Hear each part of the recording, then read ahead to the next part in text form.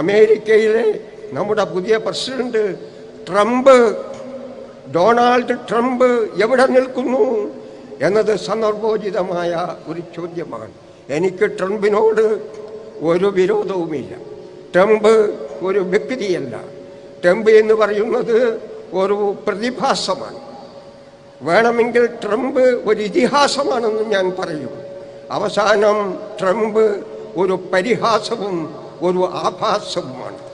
എന്താണ് പറയുന്നതിൻ്റെ അർത്ഥമെന്ന് ചോദിച്ചാൽ, ഞാൻ 2 ദിവസം മുമ്പ് ഒരു പത്രത്തിൽ വായിച്ചു, 700 കൊല്ലം മുമ്പുള്ള ഒരു ക്ഷേത്ര വിഗ്രഹം, 700 കൊല്ലം മുമ്പ് ഒരു ക്ഷേത്രത്തിലുള്ള വിഗ്രഹം, ആ വിഗ്രഹം നമ്മുടെ ട്രംപ് സാറിൻ്റെ തനുസ്വരൂപം, എയർ കട്ടിങ്, മുഖഭാവത്തിൻ്റെ ആ കോട്ടലൊക്കെ ഉണ്ടല്ലോ, അതൊക്കെ ട്രംപ് ആണ് എന്ന് തോന്നുന്ന ഒരു വിഗ്രഹം.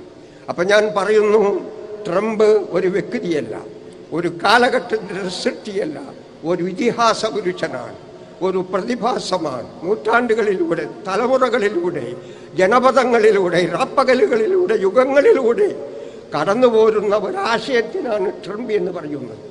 ആശയത്തിന് മറ്റൊരു പേരുണ്ട്, ഡ്രാക്കുള എന്നും അതിന് പറയും.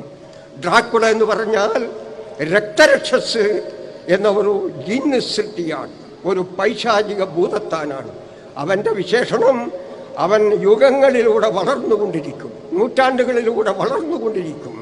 അങ്ങനെ മനുഷ്യ സമൂഹത്തിൻ്റെ ചോര കുടിക്കലാണ്, അവൻ്റെ ചൂടുള്ള ചോര കുടിക്കലാണ് ഡ്രാക്കുള എന്ന രക്തരക്ഷസിൻ്റെ ചരിത്രപരമായ ദൗത്യമെന്ന് അതിൻ്റെ കഥ, അതിൻ്റെ സിനിമ കണ്ടിട്ടുള്ളവർക്ക് ഒക്കെ അറിയാവുന്നതാണ്.